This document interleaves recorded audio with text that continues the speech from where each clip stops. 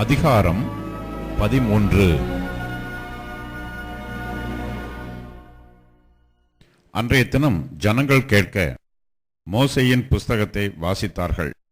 அதிலே அம்மோனியரும் மோவாபியரும் இஸ்ரவேல் புத்திரருக்கு அப்பமும் தண்ணீரும் கொடுக்க எதிர்கொண்டு வராமல் அவர்களை சபிக்க அவர்களுக்கு விரோதமாய் பிலேயாமை கூலி பொருந்திக் கொண்டபடியினால் அவர்கள் என்றைக்கும் அந்த சாபத்தை ஆசீர்வாதமாக திருப்பின எங்கள் தேவனுடைய சபைக்கு உட்படலாகாது என்று எழுதியிருக்கிறதாக காணப்பட்டது. ஆகையால் அவர்கள் அந்த கட்டளையை கேட்டபோது பல ஜாதியான ஜனங்களையெல்லாம் இஸ்ரவேலை விட்டு பிரித்து விட்டார்கள்.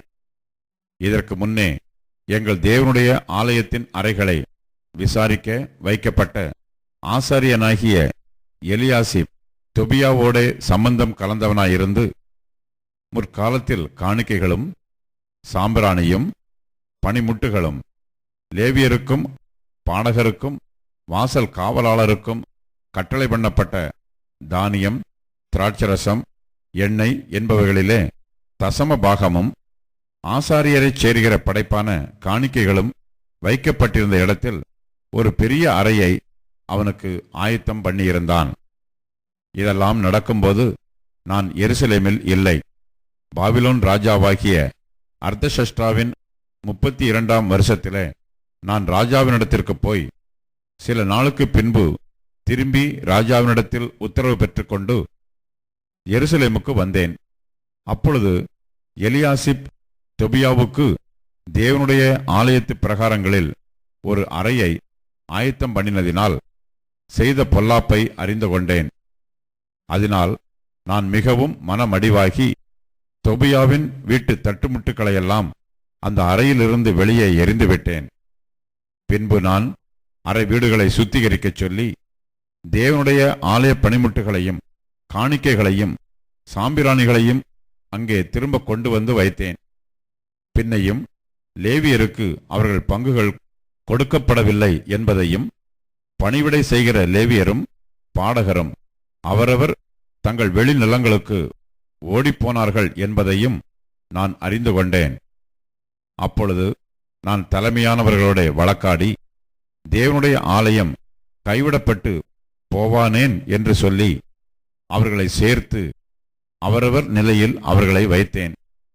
அப்பொழுது யூதர் எல்லாரும் தானியம், திராட்சரசம், எண்ணெய் என்பவைகளில் தசம பாகத்தை பொக்கிஷ அறைகளில் கொண்டு வந்தார்கள்.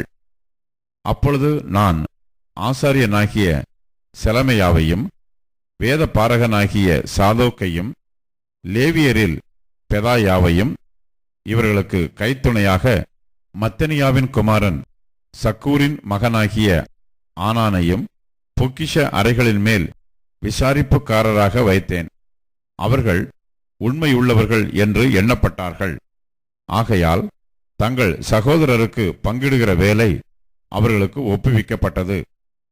என் தேவனே, நான் என் தேவனுடைய ஆலயத்துக்காகவும் அதன் முறைமைகளுக்காகவும் செய்த நற்கிரியைகளை குலைத்து போடாமல் இந்த காரியத்திலே என்னை நினைத்தருளும். அந்த நாட்களில் நான் யூதாவிலே ஓய்வு நாளில் சிலர் ஆலைகளை மிதிக்கிறதையும் சிலர் தானிய பொதிகளை கழுதைகள் மேல் ஏற்றிக்கொண்டு வருகிறதையும் திராட்சரசம், திராட்சப்பழம், அத்திப்பழம் முதலானவைகளின் பற்பல சுமைகளை ஓய்வு நாளிலே எருசலேமுக்கு கொண்டு வருகிறதையும் கண்டு அவர்கள் தின்பண்டம் விற்கிற நாளை பற்றி அவர்களை திடசாட்சியாக கடிந்து கொண்டேன். மீனையும் சகலவித சரக்குகளையும் கொண்டு வந்து ஓய்வு நாளிலே யூதா புத்திரருக்கும் எருசலேமில் இருக்கிறவர்களுக்கும் விற்கிற சில தீரியரும் உள்ளே குடியிருந்தார்கள். ஆகையால் நான் யூதாவின் பெரியவர்களை கடிந்து கொண்டு, நீங்கள் ஓய்வு நாளை பரிசுத்த குலைச்சலாக்குகிற இந்த பொல்லாத செய்கை என்ன? உங்கள் பிதாக்கள் இப்படி செய்ததினால் அல்லவா நமது தேவன் நம்மேலும் இந்த நகரத்தின் மேலும் இந்த தீங்கையெல்லாம் வரப்பண்ணினார். நீங்களோவென்றால் ஓய்வு நாளை பரிசுத்த குலைச்சல் ஆக்குகிறதினால் இஸ்ரவேலின் மேல் இருக்கிற உக்கிரத்தை அதிகரிக்க பண்ணுகிறீர்கள் என்று அவர்களுக்கு சொன்னேன். ஆகையால் ஓய்வு நாளுக்கு முன்னே எருசலேமின் பட்டண வாசலில் மாலை மயங்கும்போது கதவுகளை பூட்டவும் ஓய்வு நாள் முடியும் மட்டும் அவைகளை திறவாதிருக்கவும் வேண்டுமென்று கட்டளையிட்டு ஓய்வு நாளிலே ஒரு சுமையும் உள்ளே வராதபடிக்கு வாசலண்டையிலே என் வேலைக்காரரில் சிலரை நிறுத்தினேன். அதனால் வர்த்தகரும் சகலவித சரக்குகளை விற்கிறவர்களும் 2 தரம் எருசலேமுக்கு புறம்பே இராத் தங்கினார்கள். அப்பொழுது நான் அவர்களை திட சாட்சியாய் கடிந்து கொண்டு, நீங்கள் அலங்கத்தண்டையிலே இராத் தங்குகிறது என்ன? நீங்கள் மறுபடியும் இப்படி செய்தால் உங்கள் மேல் கை போடுவேன் என்று அவர்களுடைய சொன்னேன். அது முதல் அவர்கள் ஓய்வு நாளில் வராதிருந்தார்கள். ஓய்வு நாளை பரிசுத்தமாக்கும்படிக்கு உங்களை சுத்தம் பண்ணிக்கொண்டு வாசல்களை காக்க வாருங்கள் என்று லேவியருக்கும் சொன்னேன். என் தேவனே, இதை குறித்து நீர் என்னை நினைத்தருளி உம்முடைய மிகுந்த கிருபையின்படி எனக்கு இறங்குவீராக. அஸ்தோத், அம்மோன், மோவாப் ஜாதிகளான ஸ்திரீகளை சேர்த்து கொண்ட சில யூதரையும் அந்த நாட்களிலே கண்டேன். அவர்கள் பிள்ளைகள் பேசின பேச்சில் பாதி அஸ்தோத் பாஷையாயிருந்தது. அவர்கள் அந்தந்த ஜாதிகளின் பாஷையை தவிர யூத பாஷையை திட்டமாய் பேச அறியாதிருந்தார்கள். அவர்களையும் நான் கடிந்து கொண்டு அவர்கள் மேல் வரும் சாபத்தை கூறி அவர்களில் சிலரை அடித்து மயிரை பீத்து, நீங்கள் உங்கள் குமாரத்திகளை அவர்கள் குமாரருக்கு கொடாமலும் அவர்கள் குமாரத்திகளில் ஒருவரையும் உங்கள் குமாரருக்காகிலும் உங்களுக்காகிலும் கொள்ளாமலும் இருக்க வேண்டும் என்று அவர்கள் தேவன் மேல் ஆணையிடப் பண்ணி, நான் அவர்களை நோக்கி, இஸ்ரவேலின் ராஜாவாகிய சாலமோன் இதனாலே பாவம் செய்தான் அல்லவா? அவனைப் போன்ற ராஜா அநேகம் ஜாதிகளுக்குள்ளே உண்டாயிருந்ததில்லை. அவன் தன் தேவனால் சிநேகிக்கப்பட்டவனாய் இருந்தான். தேவன் அவனை இஸ்ரவேல் அனைத்தின் மேலும் ராஜாவாக வைத்தார். அப்படிப்பட்டவனையும் மறுஜாதியான ஸ்திரீகள் பாவம் செய்ய பண்ணினார்களே. நீங்கள் மறுஜாதியான ஸ்திரீகளை சேர்த்துக் கொள்கிறதினால் நம்முடைய தேவனுக்கு துரோகிகளாகி இந்த பெரிய பொல்லாப்பையெல்லாம் செய்யும்படி உங்களுக்கு இடம் கொடுப்போமோ என்றேன். யெயதாவின் புத்திரரிலே பிரதான ஆசாரியனாகிய எலியாசிபினுடைய குமாரன் ஒருவன் ஓரோனியனான சன்பல்லாத்துக்கு மருமகனானான். ஆகையால் அவனை என்னை விட்டு துரத்தினேன். என் தேவனே, அவர்கள் ஆசாரிய ஊழியத்தையும் ஆசாரிய ஊழியத்துக்கும் லேவியருக்கும் இருக்கிற உடன்படிக்கையையும் தீட்டுப்படுத்தினார்கள் என்று அவர்களை நினைத்துக் கொள்ளும். இப்படியே நான் மறுஜாதியாரையெல்லாம் நீக்கி ஆசாரியரையும் லேவியரையும் சுத்திகரித்து அவரவரை அவர்கள் வேலையின் முறைகளில் நிறுத்தி குறிக்கப்பட்ட காலங்களிலே செலுத்தப்பட வேண்டிய விறகு காணிக்கையையும் முதற் பலன்களையும் குறித்து திட்டம் பண்ணினேன். என் தேவனே, எனக்கு நன்மையுண்டாக என்னை நினைத்தருளும். நெகேமியாவின் வரலாற்று புத்தகத்தின் கடைசி அதிகாரத்துக்கு நாம் வந்திருக்கிறோம். இந்த கடைசி அதிகாரம் அடுத்த வருகின்ற 400 ஆண்டுகளுக்கு இஸ்ரவேல் மக்களுக்கு ஒரு படிப்பினையாக, எச்சரிப்பாக அல்லது தீர்க்க தரிசனமாக அமைகிறது. நெகேமியாவின் புத்தகம் ஒரு வரலாற்று புத்தகம். ஆயினும் இந்த 13ஆம் அதிகாரம் அப்புத்தகத்தின் முடிவாக ஒரு தீர்க்க தரிசனமாக வைக்கப்பட்டுள்ளது என்பதை நாம் மறந்துவிடக்கூடாது. நெகேமியாவின் காலத்துக்கு பிற்பாடு இருந்த அல்லது வந்த ஒரே ஒரு தீர்க்கதரிசி மல்கியாவின் தீர்க்கதரிசி. ஆக மல்கியாவின் தீர்க்கதரிசி இந்த நெகேமியாவின் 13ஆம் அதிகாரத்தின் உண்மைகளை தன்னுடைய தீர்க்க தரிசனத்திலே அவர் எழுதியுள்ளார், அல்லது மறுபடியுமாக இஸ்ரவேல் மக்களை அவர் எச்சரிக்கிறதை நம்ம பார்க்கிறோம். 13ஆம் அதிகாரம் மனித பாவ இயல்பின் தோல்வியை நமக்கு எடுத்து காட்டுகிறது. மனித தோல்வி அல்ல, சாதாரண ஹியூமன் ஃபெயிலியர் என்று சொல்லுவோம். ஒரு விசுவாசிக்குள் பரிசுத்த ஆவியானவர் வாசம் பண்ணுகிறார். ஒரு விசுவாசி ஆவியில் மறுபடியும் பிறந்தவன். ஒரு விசுவாசி கிறிஸ்துவின் ஆளுகைக்குள் கொண்டு வரப்பட்டவன். கிறிஸ்து அவனுக்குள் வாழ்கிறார், கிறிஸ்துவுக்குள் அவன் வாழ்கிறான். ஐயா, அந்த மனிதன் எப்படிங்க தோல்வியுறது? வெறும் மனித தோல்வி என்று நீங்கள் சொல்வீர்களானால் இந்த உலகத்தின் மக்களை அது குறிக்கலாம். any and every human will fail, fall என்பது உண்மை. அதுல நமக்கு ஒன்றும் பிரச்சனை இல்லை. ஆனால் ஒரு விசுவாசி இயேசுவின் விலை மதிக்க முடியாத ரத்தத்தினாலே மீட்டுக் கொள்ளப்பட்டவன். இப்ப பாடணும் பாருங்க, நீ உனக்கு சொந்தம் அல்லவே கிறிஸ்து இயேசுவின் ரத்தத்தினாலே. அவன் தோல்வியுற முடியுமா? ஏன் தோல்வியுற வேண்டும்? ஒரு நல்ல கேள்வி இல்லைங்களா? அப்ப கிறிஸ்தவம் தோல்வி அடையுமா? கிறிஸ்தவம், அதுவும் ஒரு பொதுவான வார்த்தைங்க. கிறிஸ்து தோல்வி அடைய முடியுமா? இப்ப கிறிஸ்தவனாகிய நான் தோல்வி அடையும் பொழுது கிறிஸ்து தோல்வி அடைகிறார். அப்படித்தானே உலகம் பாக்குது. என்ன சார் நீங்க கிறிஸ்டியன் ரொம்ப யோகியா?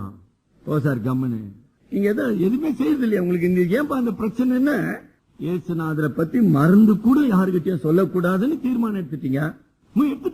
யாருக்கும் சொல்ல மாட்டேங்க இயேசுநாதர். ஏன்னா சொன்னா நம்ம மாட்டிக்குவோமே, அவர்கள் நம்ம திருப்பி கண்டிப்பாங்கல்ல. நாங்க இயேசுநாதரை சொல்றீங்க வட்டி வாங்கிக்கிறீங்க, இயேசுநாதரை சொல்றீங்க பொய் பேசி நிக்கிறீங்க, இயேசுநாதரை சொல்றீங்க 24 மணி நேரம் சினிமாவும் டான்ஸ் ஓடி நிக்குது. என்ன சார் ஐயோ, ஒரு இந்து பிள்ளை ஆலயத்துக்கு போதகர் போய் கூட்டு வர்றார். புதுசா நம்ம சபைனா நம்ம சபையில ஐயா வரீங்க, பக்கத்து வீட்டுல இன்னொரு ஊழியக்காரருடைய வீடு, அவ்வளவு சத்தமா 24 மணி நேரமும் சினிமா பாடல். அப்ப நீ சொல்லுவியா இயேசுநாதர்? சொல்ல மாட்டியா? ஏன்னா அவன் திருப்பி கேட்டானா சொல்ல மாட்டீங்க இல்லீங்களா? கடவுள் வேடிக்கை பாக்குறான், நம்ம டிவி வேடிக்கை பார்த்து நிக்கிறோமே, அந்த மாதிரி கடவுள் வேடிக்கை பாக்குறான்னு நினைக்கிறீங்களா? ரொம்ப நாள் ஆகாதுங்க, இருந்த இடம் தெரியாதுங்க. 73 சங்கீதம் படிச்சீங்களா? இருந்த இடம் தெரியாது.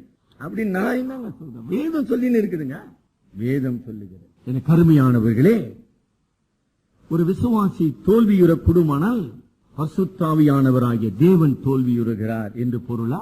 கிறிஸ்துவாகிய ரட்சகர் தோல்வியுறுகிறார் என்பது அதன் பொருளா? அதனால்தான் அந்த தலைப்பு சொன்ன மனித பாவ இயல்பின் தோல்வி. ரோமர் 7 அதிகாரம் 18 வசனம். என்னிடத்தில் நன்மை வாசமாயிருக்கவில்லை, சிந்திருக்கிறேன். நன்மை செய்ய வேண்டும் என்கிற விருப்பம் இருக்கிறது, நன்மை செய்கிற ஆற்றலோ என்னிடத்தில் இல்லை. 19. ஆதலால் நான் விரும்புகிற நன்மையை செய்யாமல் நான் விரும்பாத தீமையை செய்கிறேன். இப்படி செய்வதற்கு என்ன காரணம்? எனக்குள் வாசமாய் இருக்கிற பாவ இயல்பு. அங்க பாவம்னு மூல கிரேக்கத்தில் போடப்பட்டிருக்குதுங்க.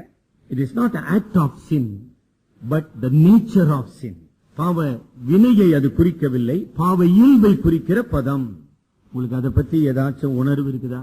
இந்த பாவத்தோடு நான் போராடி கொண்டு இருக்கிறவனாக இருக்கிறேன். எனக்கு வெளியே பாவ உலகம், என்னை வஞ்சிக்கிற பாவ சமுதாயத்தின் மக்கள். இதெல்லாம் 13 அதிகாரத்தில் வருது பாருங்க.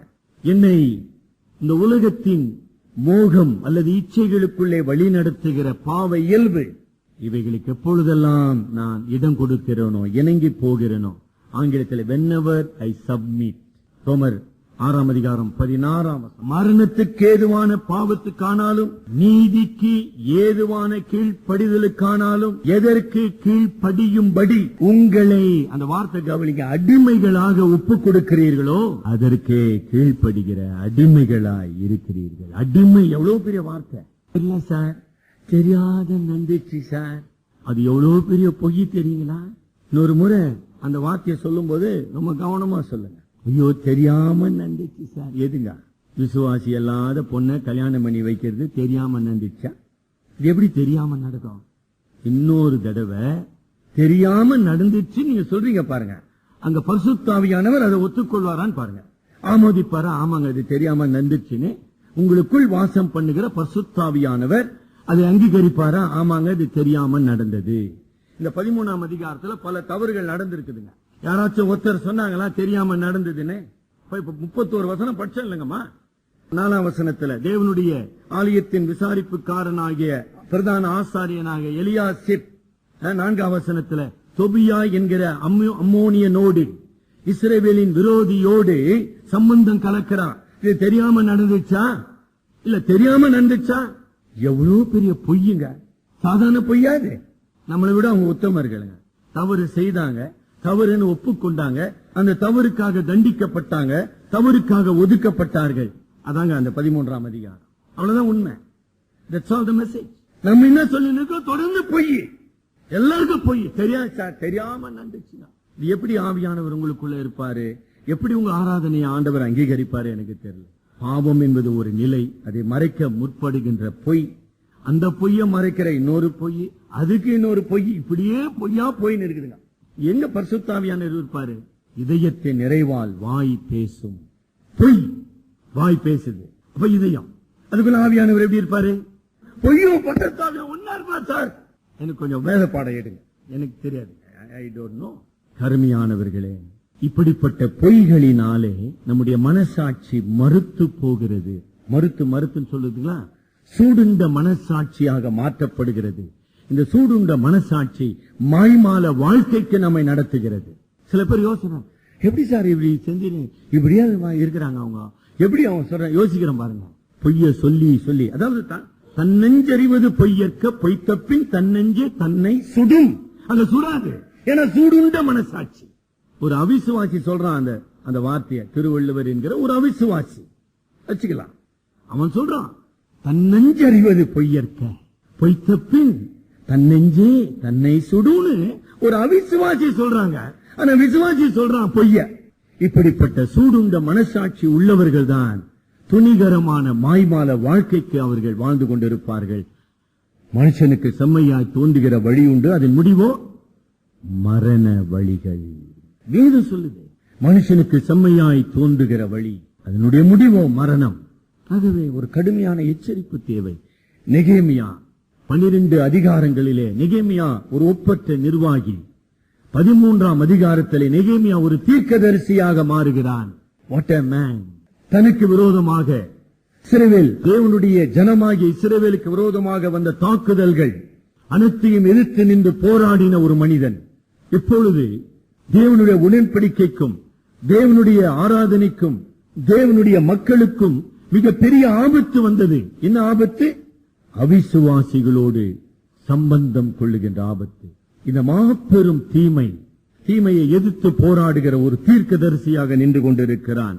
27ஆம் நெகேமியா 13:27, நம்முடைய தேவனுக்கு துரோகிகளாகி கிரேட் ஈவில், ஆங்கிலத்தில் இவ்வளவு பெரிய பொல்லாப்பை செய்யும்படி உங்களுக்கு நான் இடம் கொடுப்பேனா? நம்முடைய திருச்சபையில சிக்ஷை செயல்படுகிறதா? Search discipline.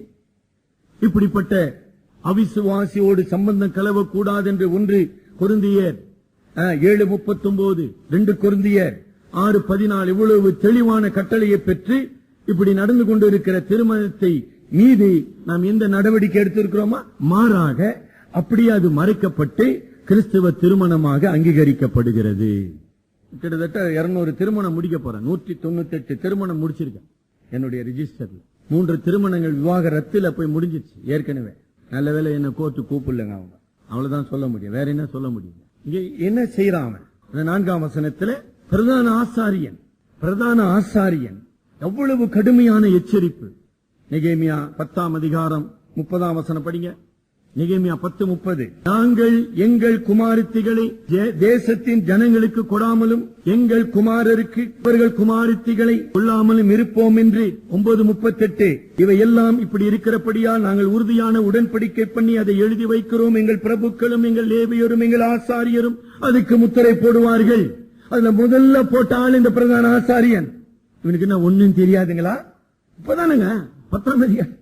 எப்படி 13ஆம் அதிகாரத்துக்குள்ள மனிதன் மாறிட்டான்? இவ்வளவுதாங்க மனிதன். சும்மா பதவியினால ஒரு பதவியில இருக்கிறதுனாலயோ பாரம்பரியத்தை வாழ்வதனாலேயோ, அதாவது ட்ரெடிஷனல் மெம்பர்ஸ் ஆஃப் சர்ச் சொல்லுவாங்க சில ஆலயங்களிலே, சில சபைகளிலே அப்படியே தலைமுறையா இருப்பாங்க. ஆகையினால அவர்கள் உண்மை உள்ளவர்களா? ஒண்ணுமே கிடையாது. அதான் எச்சரிப்பு. உபாகமம் 23:3, உபாகமம் 23:3, அம்மோனியரும் மோவாபியரும் கர்த்தருடைய சபைக்கு உட்படலாகாது. 10ஆம் தலைமுறையிலும் அவர்கள் இஸ்ரவேல் சபைக்குள்ளே வரக்கூடாது. இந்த தொபியா யார்? அவன் அம்மோனியன். இது பிரதான ஆசாரியனுக்கு தெரியாதா? இந்த அம்மோனியரும் மோவாபியரும் யார்? ஆங்கிலத்தில் ஒரு வித்தியாசமான பதம் பயன்படுத்தப்பட்டுள்ளது. அவர்கள் முறைப்படி பிறந்தவர்கள் அல்ல, அவர்கள் இபேசியின் பிள்ளைகளும் அல்ல, முறைகட்ட மிக மிக கேவலமான ஒரு சந்ததியானவர்கள். பேசிக்கு பிறந்த பிள்ளைனா புரியுதில்ல, அதை விட கேவலமான ஒரு நிலையில பிறந்தவர்கள். ஆகையினால அவர்கள் இஸ்ரவேலின் சபைக்குள்ளே வரக்கூடாதுன்னு சொல்லப்பட்டிருக்குது. ஒரு பிரதான ஆசாரியன் எவ்வளவு துணிகரதோட்டு இந்த விதமான சம்பந்தம் கலக்க முடியும்? துணிகரமான பாவங்கள். தேவன் சபையார் கவலைப்படாம இருக்கலாம், தூங்கி கொண்டு இருக்கலாம், நிர்விசாரமா இருக்கலாம், சபையினுடைய தலைமை தன்னுடைய கடமையில தவறலாம். ஆனா கர்த்தர் தூங்கி விடுவாரா? Will God sleep? ரொம்ப பெரிய தப்பு கணக்கு போடுறீங்க. கடவுள் உறங்குவது கிடையாது. கர்த்தருடைய நேரம், கர்த்தருடைய நியாய தீர்ப்பு நிச்சயமாக வரும். 10ஆம் அதிகாரத்திலே எஸ்ராவும் தேவனுடைய தீர்க்கதரிசியாக எஸ்ராவும் தேவனுடைய ஊழியனாகிய நெகேமியாவும் இந்த இஸ்ரவேல் மக்களுக்கு ஒரு புதிய அடித்தளத்தை அமைத்து கொடுத்தார்கள். They laid the new foundation, spiritual foundation. மோசேயின் நியாயப்பிரமாணத்தின் அடிப்படையிலே இஸ்ரவேல் மக்களுடைய வாழ்க்கை வாழ வேண்டும், ஆளப்பட வேண்டும். கர்த்தருடைய வார்த்தை எல்லா காரியத்திலும் அவர்களை வழிநடத்த வேண்டும். கர்த்தருடைய வார்த்தையை மையமாக கொண்ட ஒரு வாழ்க்கை, ஒரு சீர்படுத்தப்பட்ட சமுதாயம், ரிஃபார்ம்டு கம்யூனிட்டி. முழு உலகத்துக்கும் பாவ சமுதாயத்துக்கும் ஒரு எடுத்துக்காட்டான சமுதாயமாக 11ஆம் 12ஆம் அதிகாரத்திலே வைக்கப்பட்ட இந்த இஸ்ரவேல் மக்கள் 13ஆம் அதிகாரத்திலே தேவனுக்கும் நியாயப்பிரமாணத்துக்கும் பரிசுத்த ஆவிக்கும் துரோகிகளாக போனார்கள். ஆங்கிலத்தில் ஒரு கூற்று உண்டுங்க, ஹிஸ்டரி ரிப்பீட்ஸ் இட்செல்ஃப் ன்னு சொல்லுவாங்க. சரித்திரம் திரும்ப திரும்ப நிகழும். வேதாகம சரித்திரத்திலும் அது உண்மை. அதை உங்களுக்கு லேசா எடுத்து சொல்ல விரும்புகிறேன். History repeats itself. ஏன் சார் இந்த நெகேமியாவிலே புதிய ஆரம்பத்தை பெற்ற, புதிய அசைவாரத்தை பெற்ற, புதிய தலைமையத்துவத்தை பெற்ற, புதிய தரிசனத்தை பெற்ற, புதிய உடன்படிக்கை செய்த இந்த ஜனங்க இவ்வளோ சீக்கிரம் அப்படி மாறிட்டாங்களே சார்? ஒரு நல்ல கேள்வி இல்லைங்களா? அந்த கேள்வியோட தான் அதை நான் படிக்க ஆரம்பிச்சேன். 13ஆம் அதிகாரத்தை இந்த கேள்வியோட தான் நான் படிக்க ஆரம்பிச்சேன். எப்படி இப்படி மாறிட்டாங்க? நல்ல கேள்வி இல்லைங்க. எப்படி அந்த கேள்வி கேட்காம இருக்க முடியும்?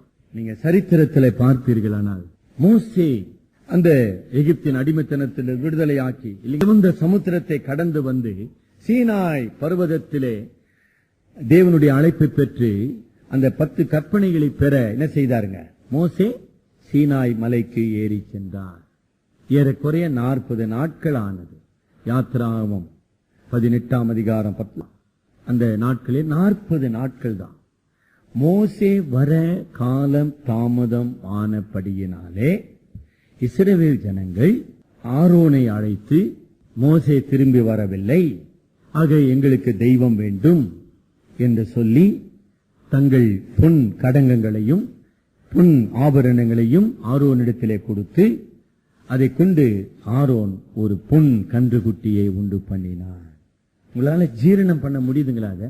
சீனாய் மலையில கர்த்தருடைய பிரசன்னம் அக்கினியாக காட்சி அளித்துக் கொண்டிருக்குது. அங்கதான் மோசே இருக்காரு. You should never forget. இல்லாட்டி அந்த திருப்பி அந்த 10 commandments ஒரு படம் வந்தது இல்லைங்களா? அதுல பாருங்க, it was burning there. அங்க அக்கினி எரிந்து கொண்டு இருக்குது. இங்க என்ன சொல்லிட்டானுங்க இவனுங்கெல்லாம் சேர்ந்து, மேல போன மோசே காலி, நம்ம ஒண்ணு தயார் பண்ணலாம். மனிதனுடைய இறுதிய கடினம் எப்படி இருக்குது பாத்தீங்களா? அதுக்கு என்ன காரணம் நம்ம பார்ப்போம். 40 நாட்கள் இந்த இஸ்ரவேல் மக்கள் கடவுளுக்கு உண்மையா இல்ல. 40 நாட்கள் மட்டும்தானா? 40 வருடங்களும் அவர்கள் உண்மையாக இல்லை. அவருடைய அத்தனை பிரேதங்களும் வனாந்தரத்தில் வீழ்ந்து போயின. பாவத்தின் சம்பளம் மரணம். அதான் அதனுடைய படிப்பினை. அடுத்தபடி நீங்க நியாயாதிபதிகள் காலத்தில் பார்ப்பீர்களானால் யோசுவா அவ்வளவு பெரிய உடன்படிக்கை செய்கிறார். யோசுவா 24ஆம் அதிகாரத்தில் அத்தனை மூப்பர்களையும் கோத்திர பிதாக்களையும் பிரபுக்களையும் கொண்டு வந்து நிறுத்தி ஒரு உடன்படிக்கை செய்கிறார். நீங்க வழிவி போய்விடுவீர்கள், நீங்கள் தேவனை விட்டு விலகிச் செல்வீர்கள், இந்த நியாயப்பிரமாணத்தை நீங்கள் கடைபிடிக்க மாட்டேன்னு எவ்வளவு எச்சரிக்கிறான். இல்லவே இல்லை, நாங்க கீழ்ப்படிவோம் சொல்லுவாங்க. அப்பதான் யோசுவா சொன்னா, நானும் என் வீட்டோரும் என்றால் கத்திரியை சேவிப்போம். யோசுவா மரித்த உடனே இஸ்ரவேல் மக்கள் கானானிய தெய்வங்களை பின்பற்றி போனார்கள். 13 நியாயாதிபதிகள் அல்ல, ஒருவேளை 18 நியாயாதிபதிகளை தேவன் எழுப்பினார். அந்த நியாயாதிபதிகளின் காலம் ஏறக்குறைய 300 ஆண்டுகள். தேவனுக்கு உண்மை உள்ளவர்களாக இருந்தார். ஒவ்வொரு முறையும் பாவம் செய்வார்கள், கர்த்தரை நோக்கி கதறுவார்கள். ஒரு ரட்சகனை, நியாயாதிபதி என்றால் என்ன? ஆமா, டெலிவரர். கர்த்தர் எழுப்புவார். கிதியோன், சிம்சோன், பாராக், அப்படியே யெகூ, யெப்தா, அப்படி எழுப்பினே இருப்பார். விடுதலை வரும், திருப்பி கானானுக்கு போயிடுவாங்க. அதாவது கை ஈரமே காயில, அதுக்குள்ளே சொல்லுவான் கமெண்ட். பெரிய கல்யாணம் நடத்தினா என்னத்தான் நடத்தினா இவ்வளவுதாங்க நாம ஒரு உதாரணம். நியாயாதிபதிகள் காலத்துல தேவனுக்கு துரோகம் செய்தார்கள். சரிங்களா? அடுத்தபடியா நீங்க பார்ப்பில்லானால் ராஜாக்களின் காலம், அதைதான் நெகேமியா இங்கு குறிப்பிடுகிறார். 26ஆம் வசனம்.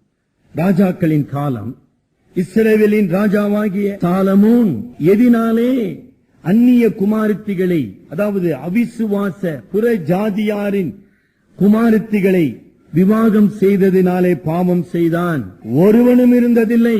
எவ்வளவாய் சிநேகிக்கப்பட்ட ஒரு மனிதன் சாலமோன். அப்படிப்பட்டவனையும், அங்கதாங்க முக்கியம், அந்த யும் தமிழ்ல சும்மா போடலங்க, யும்ம.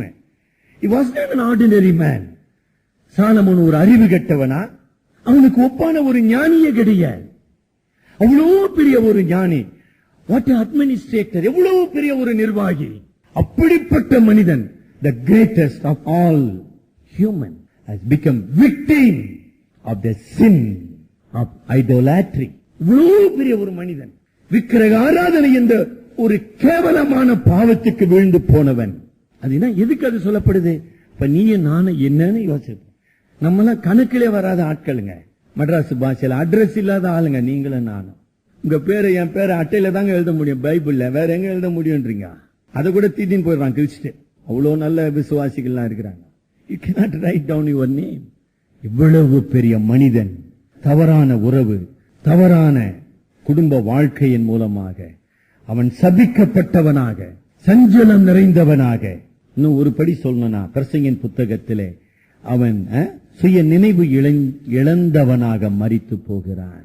ஒரு உன்னதமான ஆரம்பம், ஒரு கேவலமான முடிவு. அவனுக்காக இஸ்ரவேல் மக்கள் துக்கம் கொண்டாடவில்லை. சரித்திரம் எடுத்து படிச்சு பாருங்க. இஸ்ரவேலினுடைய பொற்காலம். ஆனா அந்த ராஜா மரித்த போது இஸ்ரவேல் மக்கள் துக்கம் கொண்டாடவில்லை. காரணம், அவன் விக்கிரக ஆராதனையை கொண்டு வந்து எருசலேமிலே வைத்தவன். அததான் சொல்றேன். இவ்வளவு பெரிய ஒரு படிப்பினை இதை நிமித்தமாக கடவுள் என்ன செய்தார்? நம்மை பாபிலோனுக்கு சிறையிருப்புக்கு கொண்டு சென்றாரப்பா. அதை கூட மறந்துட்டீங்க. இவ எப்பதான் மறக்கிறது? மறக்கிறதுக்கு கூட ஒரு வகை தொகை இல்லைங்களா? அடிமைத்தனத்திலிருந்து, சிறையிருப்பிலிருந்து கடவுள் உங்களை கொண்டு வந்து இந்த எருசலேமிலே வைத்து அலங்கத்தை கட்டி, ஆலயத்தை கட்டி, ஆராதனை எழுப்பி இவ்வளவு காரியம் செஞ்சுக்கிறாரு. திருப்பியும் அந்த துரோகம் செய்றீங்களப்பா. நெகேமியாவின் காலத்தில் இருந்த வாழ்ந்த யூத மக்களின் பாவம் என்ன? தேவன் கட்டளையிட்ட புற இனத்தவரோடு சம்பந்தம் கலக்கக்கூடாது என்கிற கடுமையான கட்டளையை அவர்கள் மறந்து துரோகம் சீரழிக்கப்பட்ட தலைமுறை, சீர்படுத்தப்பட்ட தலைமுறை. ஆக நெகேமியா இஸ்ராவின் காலத்திலே சீர்படுத்தப்பட்ட தலைமுறையாக 400 ஆண்டுகள் அவர்கள் அந்நிய ஜாதிகளோடு கலப்புறாமல் பாதுகாக்கப்பட வேண்டும். காரணம், மேசியா அவர்களுக்குள்ளே பிறக்கப் போகிறார்.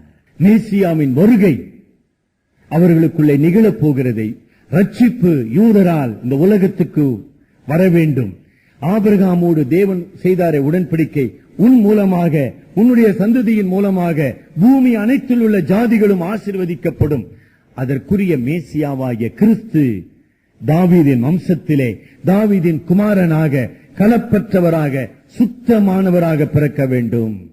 இதுதாங்க கடவுளுடைய திட்டம். திருச்சபையை ஏன் கடவுள் ஏற்படுத்தினார்?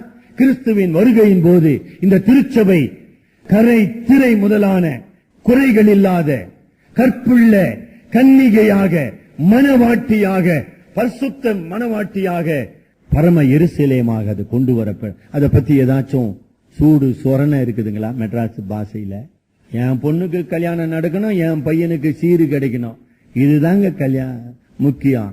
ஏசுநாதர் வந்தா என்ன, வராட்டி என்ன சார், நீங்க வேலையை பார்த்துன்னு போங்க sir. Very simple argument.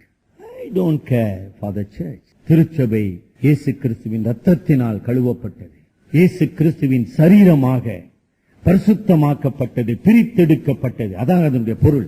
Life of separation. இந்த உலகத்தோடு, பாவத்தோடு உறவு கொள்ளாமல் பிரித்தெடுக்க வேண்டிய 1 கொரிந்தியர் 7:39 கற்பு, குடும்ப வாழ்விலே கற்பு. அந்த கற்பு திருச்சபையின் வாழ்விலே பிரதிபலிக்க வேண்டும். ஆக குடும்பம் கற்பிலும் உண்மையிலும் உடன்படிக்கையிலும் நிலைத்திராவிட்டால், குடும்பம் கணவன் மனைவி உறவு அதில உண்மை இல்லாவிட்டால் எப்படி திருச்சபையில உண்மை இருக்க முடியும்? கற்பு இருக்க முடியும், பரிசுத்தம் இருக்க முடியும். நீங்கள் தேவனாலே பெற்றும் உங்களில் தங்கியும் இருக்கிற பரிசுத்த ஆவியினுடைய ஆலயமாயிருக்கிறது. நீங்கள் உங்களுடையவர்கள் அல்ல என்றும் அறியீர்களா? விலை கொடுத்து வாங்கப்பட்டீர்களே. ஆகையால் தேவனுக்கு உடையவைகளாகிய சரீரத்தினாலும் ஆவியினாலும் கடவுளை மட்டும் மகிமைப்படுத்த நான் உடன்படிக்கை செய்திருக்கிறேன். இன்றைக்கு மறுபடியும் அந்த உடன்படிக்கை புதுப்பித்துக் கொள்ள இந்த கர்த்தருடைய பந்திக்கு வந்திருக்கிறேன். உங்களுடைய ஆவி, ஆத்துமா, சரீரம் இந்த பரிசுத்த நிலையில் காக்கப்பட்டிருக்கிறதா? நம்ம சடங்குக்கு முக்கியத்துவம் கொடுப்பதல்ல, தனி மனிதனுடைய விசுவாச கீழ்ப்படிதலுக்கும் நல் மனசாட்சிக்கும் நாம் ஒப்பு கொடுக்கிறோம். ஏன்னா கம்பல் எனிவன், நீ எடு, நீ எடுக்காத, இது என்னுடைய வேலை அல்லது ஆவியானவருடைய வேலை. ஒருவன் அபாத்திரமாக இந்த பாத்திரத்தில் புசித்து பானம் பண்ணுவானானால் அவன் அதிக ஆக்கணைக்குள்ளாக தீர்க்கப்படுவான். அது பரிசுத்தாவியானவருடைய வேலை. இன்றைக்கு நம்ம அந்த உடன்படிக்கையில பங்கு பெற போகிறோம். என்னுடைய ஆத்துமா, என்னுடைய சரீரம் கிறிஸ்துவின் விலை மதிக்க முடியாத ரத்தத்தினால மீட்டுக் கொள்ளப்பட்டபடியினாலே நான் உண்மையோடு நன்றி அறிதலோடு இந்த கர்த்தருடைய பந்தியில உடன்படிக்கை செய்ய போகிறேன், புதுப்பித்துக் கொள்ள போகிறேன். இந்த 4ஆம் வசனம் முதல் நெகேமியா 13:4 முதல் 9 வசனங்களிலே எதிரியாகிய தொபியா இப்பொழுது அலங்கத்தை கட்டி, நெகேமியா என்னென்ன பாடுபட்டாரோ அலங்கத்தை கட்டி காவலாளர்களை நியமித்து, அது மாத்திரம் இல்ல, ஆலயத்துக்கு காவலாளர்கள், அலங்கத்துக்கு காவலாளர்கள், ஆலயத்துக்கு காவலாளர்கள், அந்த ஆலயத்தில் காவல் பணி செய்கிறவர்கள் லேவியர், அதுக்கு மேல ஆசாரியர், இவ்வளத்தையும் கடந்து அந்த தொபியா எருசலேம் ஆலயத்துல போட்டாங்க டென்ட். அவன் என்ன மாதிரி சூப்பரான ஆளா இருக்குங்க. 7ஆம் வசனம், எலியாசி பிரதான ஆசாரியன் தொபியாவுக்கு தேவனுடைய ஆலயத்து பிரகாரங்களில் எதிரிய கொண்டாந்து வீட்டுல சொல்லுவாங்க. என்னமோ பழமொழி டக்குன்னு ஞாபகம் இல்ல, ஒரு நல்ல பழமொழி தமிழ்ல இருக்குதுங்க. தெருவுல போற நாயை கொண்டாந்து வீட்டுல வச்ச மாதிரி இப்படிதாங்க நடக்குது. காரணம் என்ன? அவன் தொபியாவோடு சம்பந்தம் கலந்திருந்தான். இது என்ன பாவங்க? திருப்பி உபாகமம் 23ஆம் அதிகாரம் எல்லாத்துக்கும் வசனம் இருக்குதுங்க, இல்லன்னு இல்ல. அதாங்க பிரச்சனை. 4ஆம் வசனம் 23:4 வழியிலே இது அம்மோனியர் மோவாபியரை பற்றிய சொல்லுங்க. அது பேயோரின் குமாரன் பீலேயாமுக்கு கூலி பேசி, பீலேயாமின் பாவம் அதுக்கு பேருங்க. நல்லா ஞாபகம் வச்சுட்டீங்களா? இந்த செயல போட்டுங்க. எலியா செய்த பாவத்துக்கு பெயர் என்ன? பீலேயாமின் பாவம். கடவுளுடைய மக்களை பிழையாமல சபிக்க முடியவில்லை. அப்ப அவர்கள் கடவுளுடைய மக்கள் சாபத்தை பெற வேண்டுமானால் அவர்களுக்கு தேவனுக்கு விரோதமாக விக்கிரக ஆராதனை செய்ய வேண்டும், வேசித்தனம் செய்ய வேண்டும். இது ரெண்டும் ஒரே விஷயம்தான். ஆக பிழையாம் என்ன செய்யறான்? இஸ்ரவேல் மக்களை இந்த மோவாபிய பெண்களிடத்துல கொண்டு போய் அவர்களோடு வேசித்தனம் செய்ய வழி நடத்துகிறான். இதான் வரல.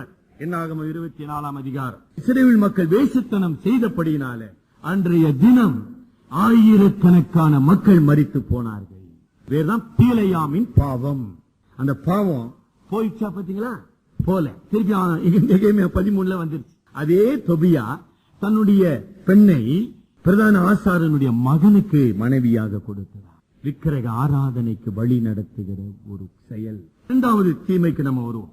2வது தீமை என்னங்க? 13ஆம் அதிகாரம் 11ஆம் வசனம். தேவனுடைய ஆலயமும் அதன் பராமரிப்பும் கைவிடப்பட்டு போவானேன். அதான் விஷயம். என்ன நடந்தது? நெகேமியா 10ஆம் அதிகாரம் 33ஆம் வசனத்தை நான் படிக்கிறேன். 10:33. எங்கள் தேவனுடைய ஆலயத்தின் சகல வேலைக்கும் வருஷந்தோறும் நாங்கள் சேக்கலில் 3இல் ஒரு பங்கை கொடுப்போம் என்கிற கடனை எங்கள் மேல் ஏற்றுக்கொள்ளுகிறோம். 36ஆம் வசனம்.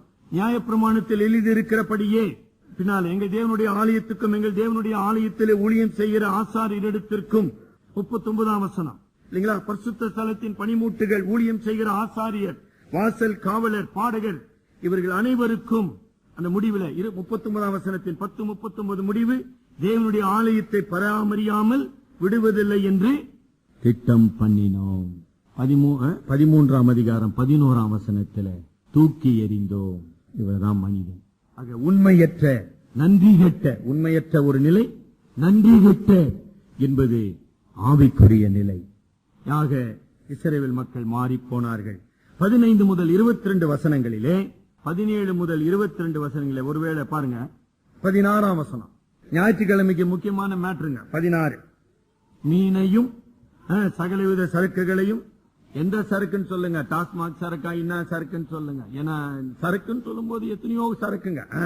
ஓய்வு நாளிலே யூதா புத்திரருக்கும் இஸ்ரேலில் இருக்கிறவர்களுக்கும் பாத்தீங்களா, ஓய்வு நாளிலே இது அவனுக்கு என்ன பண்ணானுங்க, 10ஆம் அதிகாரத்துல சொன்னாங்க.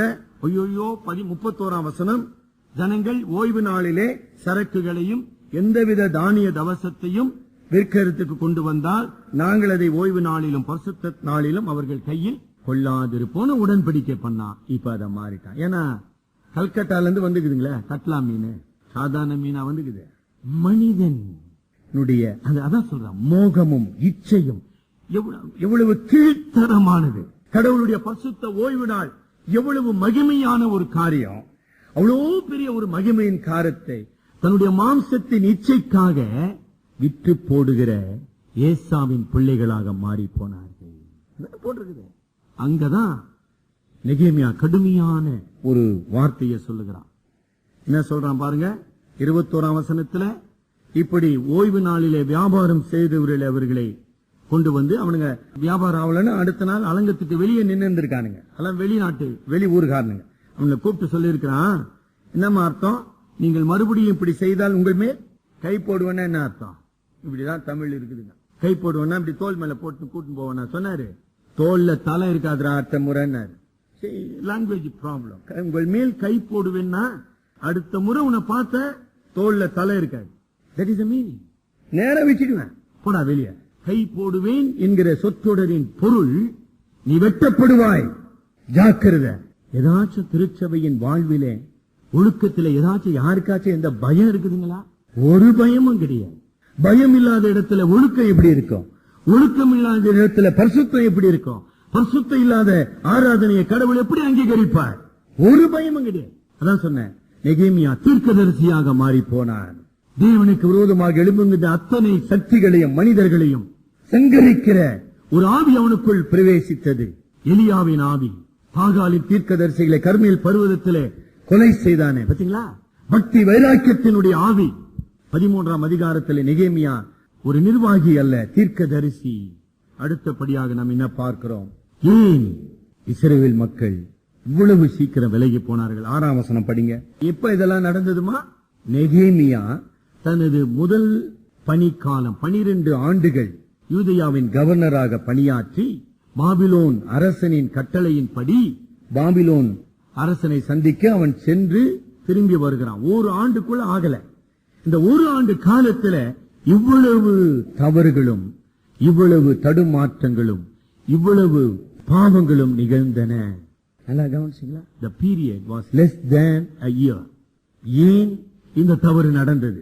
நெகேமியா எவர்களை பொறுப்பாளிகளாக, காவலாளிகளாக, நிர்வாகிகளாக, ஆசாரியர்களாக நியமித்தானோ அத்தனை பேரும் உண்மையற்றவர்களாக போனார்கள். faithless leaders. மிக எளிமையான பதில், உண்மையற்ற தலைவர்கள். சுயநலத்துக்காக, ஆதாயத்துக்காக விசுவாச துரோகிகளாக மாறி போகிற தலைவர்கள். அத்தனை பெரிய ஆட்சாம் வெற்றி போடா வெளியே போங்க. செய்தியின் முடிவுக்கு நம்ம வரலாம். 2 கருத்தை சொல்ல போகிறோம். ஏன் உங்களுடைய என்னுடைய வாழ்க்கையில பின்மாற்றம் ஏற்படுகிறது? ஏன் திருச்சபையின் வரலாற்றிலே பின்மாற்றம் ஏற்பட்டது? ஏன் இன்றைக்கு சபையிலே மக்கள் உண்மையற்றவர்களாக மாறி போகிறார்கள்? இந்த உண்மையற்ற ஒரு சூழ்நிலையில நெகேமியா எப்படி உண்மை உள்ளவனாக இருந்தார்? அது 2 காரியத்தை சொல்லி முடிக்கிறேன். 6 காரணங்கள் ஏன் ஒரு விசுவாசி பின்வாங்கி போகிறார். முதலாவது காரியம், கடவுளுடைய நியாயப்பிரமாண புத்தகத்தை அவர்கள் அசட்டை செய்தார்கள். எப்படி உயிர் மீட்சி வந்தது? 8ஆம் அதிகாரம் 9ஆம் அதிகாரத்திலே எஸ்ராவும் லேவியரும் ஆசாரியரும் கர்த்தருடைய நியாயப்பிரமாண வசனத்தை போதித்தார்கள். கர்த்தருடைய வசனம் அவருடைய பாவத்தை உணர்த்தினது. கர்த்தருடைய ஆவியானவர் வசனத்தின் மூலமாக அவர்களை மனம் திரும்ப செய்தார். இப்பொழுது என்ன செய்யப்பட்டது? கர்த்தருடைய நியாயப்பிரமாணம் மூடி மறைக்கப்பட்டது. எங்கு எந்த மனிதனுடைய வாழ்க்கையில கர்த்தருடைய வசனம் அசட்டை செய்யப்படுகிறதோ, விலக்கப்படுகிறதோ, அங்கு வீழ்ச்சி. Very simple. உங்களுடைய வாழ்க்கையில நீங்கள் பின்வாங்கி சென்றிருப்பீர்களானால் அதனுடைய முதல் காரணம் கர்த்தருடைய வார்த்தையின் ஆளுகை. கிறிஸ்து ஆளுகிறார் என்றால், பரிசுத்த ஆவியானவர் கிரியை செய்கிறார் என்றால் எதன் மூலமாக? வசனத்தின் மூலமாக. என் வசனத்துக்கு பயந்து நடுங்குகிறவனையே நான் நோக்கி பார்ப்பேன். உங்களுடைய இதயத்திலே கிறிஸ்து ஆளுகிறாரா? கிறிஸ்துவின் வசனம் ஆளுகிறதா? நீங்கள் வசனத்தை நிராகரிப்பீர்களானால் அங்கு பாவத்திலே வீழ்ந்து போவீர்கள். இல்லைங்களா? கிபி 500ஆம் ஆண்டின் ஆரம்ப காலத்திலே இன்றைய ரோமன் கத்தோலிக்க சபையின் தந்தை என்று அழைக்கப்படுகின்ற கிரிகரி தி கிரேட் அந்த மனிதன் செய்த காரியம் என்ன? கர்த்தருடைய வசனத்தை தூக்கி மறைத்து விட்டு தன்னுடைய தத்துவங்களை, தன்னுடைய சடங்காச்சாரங்களை சபையிலே புகுத்தான். அதனுடைய விளைவு இன்றைக்கு ரோமன் கத்தோலிசிசம். ஏதாச்சும் படிக்கிறோமா? ஏதாச்சும் தெரிஞ்சுக்கிறோமா? ஒண்ணும் கிடையாது. எப்படிங்க கடவுளுடைய ஆசீர்வாதம் இருக்கும்? என்னை கனம் பண்ணுகிறவர்களை நான் கனம் பண்ணுவேன். அந்த சவுல் ராஜாவின் இடத்துல சாமுவேல் சொன்னான், உன்னுடைய சர்வாக தகன பலிகளும் உன்னுடைய தோத்திர பலிகளும் உன்னுடைய பான பலிகளை எனக்கு எதுக்குப்பா? பலிகளை பார்க்கிலும் கீழ்ப்படிதலே உத்தமம். பலிகளை பார்க்கிலும் கீழ்ப்படிதலே உத்தமம். உங்க வீட்டுல எழுதி வச்சிருக்கீங்களா இந்த வசனம்? கர்த்தாவே இந்த வீட்டை ஆசீர்வதின்னு எழுதி வச்சிருக்கீங்க. நான் மேஜிக்கா அந்த வசனம் எழுதி வைக்கிறதுனால கடவுள் ஆசீர்வதிச்சிருவாரா? இதை எழுதி வைங்க. பலிகளை பார்க்கிலும் கீழ்ப்படிதலே உத்தமம். நானும் என் வீட்டாரும் வென்றால் உமக்கு நாங்கள் கீழ்ப்படிவோம். அதுதாங்க தேவை. சரி, இரண்டாவது உண்மை, ஏன் இந்த இஸ்ரவேல் மக்கள் பின்வாங்கி போனார்கள்? ஆசாரியரும் லேவியரும் தங்கள் கடமையில் தவறினார்கள். ஆசாரியர்களுடைய வேலை, லேவியருடைய வேலை என்ன? பலி செலுத்துவது மாத்திரமல்ல, பண்டிகைகளை கொண்டாடுவது மாத்திரமல்ல, மோசேயினுடைய நியாய பிரமாணத்தை போதிக்க வேண்டும். 10ஆம் வசனம் 13:10. லேவியருக்கு அவர்கள் பங்கு கொடுக்கப்படவில்லை என்றும் லேவியரும் பாடகரும் அவரவர் தங்கள் சுய நிலங்களுக்கு ஓடி போயிட்டானுங்க. ஏன்னா இங்க ஒண்ணும் வரும்படி வரலீங்களா? இங்க வாழவே முடியல. நம்ம வயல நிலத்தை பார்க்கலாம் சார், பொழப்ப நடத்தலாம். லேவியனுக்கு சுதந்திரமும் கிடையாது, நிலமும் கிடையாதுங்க. ஆனா அவனுங்க என்ன பண்ணிட்டானுங்க? வெளி நிலங்கள்னா எருசலேமுக்கு வெளியே இருக்கிற நிலங்களுக்கு சென்று பயிர் தொழிலில் ஈடுபட்டார். கடமை தவறின தலைவர்கள். மூன்றாவது நெகேமியா 13:28. பிரதான ஆசாரியனாகிய எலியாசிப்பினுடைய குமாரன் ஒரேனியன் ஆன சன்பலாத்துக்கு மருமகனானான். அங்க எலியாப்பு தொபியாவோடு சம்பந்தம் கலந்தான். இங்கு சன்பலாத்தாவோடு மருமகனான. தலைவர்கள் சுயநலத்துக்காக, ஆதாயத்துக்காக சமரசம் செய்கின்ற போக்கு, காம்ப்ரமைசிங் வித் தி வேர்ல்ட். இந்த உலகத்தின் அனித்திய பாவங்களோடு, உலகத்தின் மக்களோடு சமரசம் செய்து கொள்கின்ற மனப்பான்மை. நாலாவது நம்ம ஏற்கனவே பார்த்துட்டோம். தொபியா, எதிரியாகிய தொபியா வேஷமிட்டு நண்பனாக மாறி தேவனுடைய ஆலயத்துக்குள்ளே இடம் பிடிக்கின்றான். இந்த தொபியா பிரதான ஆசாரியனுடைய சம்பந்தியாக மாறினபடியினாலே நண்பனாக மாறுகிறான். அவன் நண்பன் கிடையாது, அவன் எதிரி. கர்த்தருக்கு எதிரி, கர்த்தருடைய ஜனங்களுக்கு எதிரி. ஆனால் அவன் என்னமா மாறிட்டான்? நண்பனா மாறிட்டான். ஆக நம்முடைய வாழ்க்கையில தவறான நபர்கள் நண்பர்களாக மாறி இருக்கிறார்கள் இல்லைங்களா? ஆண்டவர் சொன்னார் பாருங்க, ஆட்டுத்தோலை போர்த்துக் கொண்ட ஓநாய்கள். அவர்களோடு தான் உறவாடி கொண்டு இருக்கிறான். அவர் தாங்க பெரிய ஊழியர். ஐயோ அவர் எப்படிங்க, இன்னும் அற்புதங்க. தவறான நபர்களை நம்பி ஏமாந்து போகிற மக்களை நாம் பார்க்கிறோம். ஆக இந்த உலகம் தேவனுக்கு விரோதமான பகை. இந்த சாத்தானானவன் எவனை விலங்கலாமோ என்று பட்சிக்கிற சிங்கத்தை போல அலைந்து கொண்டிருக்கிறான். அப்படிப்பட்ட மக்களோடு நாம் உறவு கொண்டு வாழ்வோமானால் பின்வாங்கி போகிறோம். 5 இந்த 13ஆம் அதிகாரம் 31 வசனம் படிச்சுமே, இந்த மக்களே ஏதாச்சும் ஜெபம் பண்ணாங்கன்னு ஒரு வார்த்தை பார்த்தீங்களா? அதாவது 12ஆம் அதிகாரம் 9ஆம் அதிகாரத்துல 3 மணி நேரம் நின்று கர்த்தருடைய வசனத்தை கேட்டார்கள். ஒரு ஜாமம் முழுவதும் பாவ அறிக்கை செய்தார்கள். ரா முழுவதும் கர்த்தருடைய சமூகத்திலே காத்திருந்தார்கள். தங்களுடைய பலிகளை இப்படிப்பட்ட மக்கள் இந்த 13ஆம் அதிகாரத்துல எங்காச்சும் ஒரு இடத்துல ஜெபம் பண்ணினார்கள் வார்த்தை வந்துச்சா? வரல. அவனுக்கு அது என்னமே வரல. நம்மளும் அப்படிதான் இருக்கிறோம். ஜெபம் 1000 முறை அவரு செக்ரட்டரி படிக்கிட்டா யாருன்னா சொல்லிட்டுங்க, நாங்க ஜெபம் மட்டும் பண்ண மாட்டோம் சார், நீங்க பண்ணிக்கங்க, நீங்க பண்ணுங்க ஜெபம். we won't pray. எங்களுக்காகவும் பண்ண மாட்டோம், நாட்டுக்காகவும் பண்ண மாட்டோம், சபைக்காகவும் பண்ண மாட்டோம். ஆமாங்க, இந்தோனேஷியாவில் நிகழ்ந்த பூமி அதிர்ச்சிகள், மணிலாவிலே வந்த சூறாவளி காற்றுகள், கர்நாடகா ஆந்திராவிலே வந்த வெள்ளங்கள் வாரிக்கொண்டு போகும் வரைக்கும் நாங்க ஜெபம் பண்ண மாட்டோம். ஜெபம் பாவ அறிக்கைக்கு வழி நடத்த வேண்டும். ஜெபம் மனம் திரும்புதலை கொண்டு வர வேண்டும். ஆகவே நாங்க ஜெபம் பண்ண மாட்டோம். பள்ளியவங்க இப்படிப்பட்ட சூழ்நிலையிலே நெகேமியா ஜெபிக்கிற மனிதனாக இருக்கிறான். அடுத்த பின்மாற்றத்தின் காரணம் என்னங்கம்மா? பரிசுத்த ஆவியின் பிரசன்னமும் நடத்துதலும் இந்த மக்களிடத்தில் இல்லை. பழைய ஏற்பாட்டின் உடன்படிக்கையின் அடிப்படையிலே ஆவியானவர் உடைய நடத்துதல், ஆளுகை அவர்களுக்குள் இல்லை. அவர்கள் வீழ்ந்து போனார்கள். ஆனால் புதிய ஏற்பாட்டின் விசுவாசிகளாகிய உங்களுக்குள்ள எனக்குள்ளே எபேசியர் 4ஆம் அதிகாரம் 30ஆம் வசனம், எபேசியர் 4:30, அன்றியும் நீங்கள் மீட்கப்படும் நாளுக்கென்று முத்திரையாக பெற்ற தேவனுடைய பரிசுத்த ஆவியை துக்கப்படுத்தாதிருங்கள். இந்த வார்த்தை பழைய ஏற்பாட்டுக்கு பொருந்தாது, புதிய ஏற்பாட்டுக்கு மட்டும்தான் பொருந்தும். உங்களுக்கு எனக்கு தான் பொருந்தும். ஆக இன்றைக்கு நீங்களும் நானும் பின்வாங்கி போவோமானால் 6வது உண்மையாகிய பரிசுத்த ஆவியானவரை துக்கப்படுத்திக் கொண்டிருக்கிறோம்.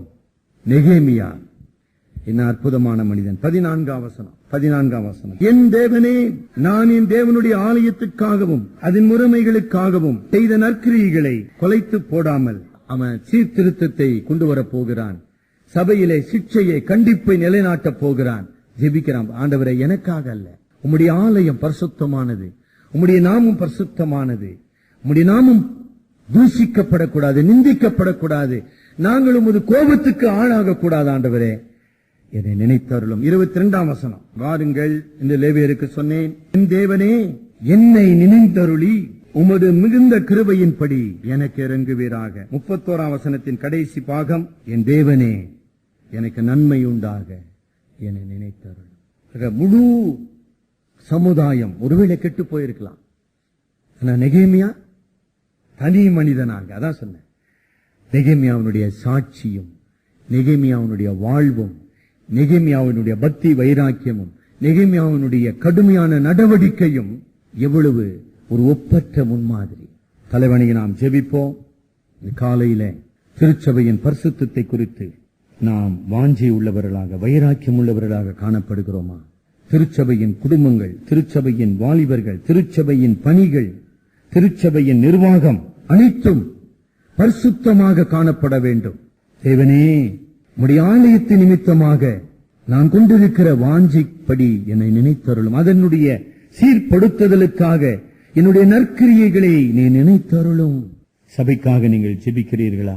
எத்தனை ஊழியங்கள் நடந்து கொண்டிருக்கிறது, எத்தனை தேவைகளை நாம் சந்திக்க வேண்டியவர்களா இருக்கும், எத்தனை பிரச்சனைகளுக்குள்ளாக விசுவாசிகள், குடும்பங்கள், போதகர்கள் கடந்து செல்கிறார்கள். ஜெபிக்கிறோமா? நெகேமியாவின் இதயத்தை எனக்கு தாரும் ஆண்டவரே. என் ஜனங்கள் தங்கள் பொல்லாத வழிகளை விட்டு விலகி, 1 நாளாகமும் 2 நாளாகமும் 7:14 படி, என் ஜனங்கள் தங்கள் பொல்லாத வழிகளை விட்டு விலகி மனம் திரும்பி என்னை நோக்கி அவர்கள் கூப்பிடுவார்களானால் நான் அவர்களுடைய கூப்பிடுதலுக்கு செவி கொடுத்து அவர்களுடைய தேசத்துக்கு சேமத்தை கொடுப்பேன். உண்மையுள்ள ஒரு தேவன், இறங்குகிற ஒரு இரட்சகர், மன்னிக்கிற ஒரு சிலுவையின் ஆண்டவர், கடாட்சிக்கிற ஒரு பரமபிதா. நம்முடைய மனம் திரும்புதல் எவ்வளவு முக்கியமானது, நம்முடைய ஜெபம் எவ்வளவு முக்கியமானது, நம்முடைய கீழ்ப்படிதல் எவ்வளவு முக்கியமானது. பிறரை குற்றப்படுத்துவதல்ல வாழ்க்கை, பிறருடைய குறைகளை பேசுவதல்ல வாழ்க்கை, பிறரை நியாயம் தீர்ப்பதல்ல என்னுடைய வேலை. நெகேமியாவை போல முன்மாதிரியாக என்னை நிலைநிறுத்துவது எனக்கு முன் வைக்கப்படுகின்ற சவால். இந்த திருச்சபையில எத்தனை நெகேமியாக்கள் உண்டு. அன்பின் ஆண்டவரே, உம்மை நோக்கி நாங்கள் பார்க்கிறோம். தேவரே, நாங்கள் எவ்வளவு பொல்லாதவர்களும், பழைய மோசம் போக்குகிற, மோக இச்சைகளுக்கு உட்படுத்துகிற பழைய மனிதனுக்கு நாங்கள் அடிமைகளாக வாழ்ந்து கொண்டிருக்கிறோம். ஆண்டவரே, எங்களை விடுதலையாக்கும். உம்முடைய குமாரனாகிய கிறிஸ்துவின் மூலமாக நீர் ஏற்படுத்தின உடன்படிக்கையை நாங்கள் அசட்டை செய்யாமல், உம்முடைய நியாய பிரமாணத்தை நாங்கள் அசட்டை செய்யாமல், தேவரீர் நீர் எங்களுக்கு காண்பித்த உமது பரிசுத்த வாழ்க்கையின் முன்மாதிரியை நாங்கள் அசட்டை செய்யாமல், பயத்தோடு நடுக்கத்தோடு பின் சென்று ரட்சிப்பு நிறைவேற எங்களை நாங்கள் ஒப்புக் கொடுக்க உதவி செய்யும். தேவரீர், இந்த உடன்படிக்கையை நினைவு கூறுகிற திருப்பந்தியிலே உமது ஆவியானவரை கொண்டு நாங்கள் பங்கு பெற உதவி செய்யும். அருமை இரட்சகர் மூலம் ஜெபிக்கிறோம் பிதாவே, ஆமென்.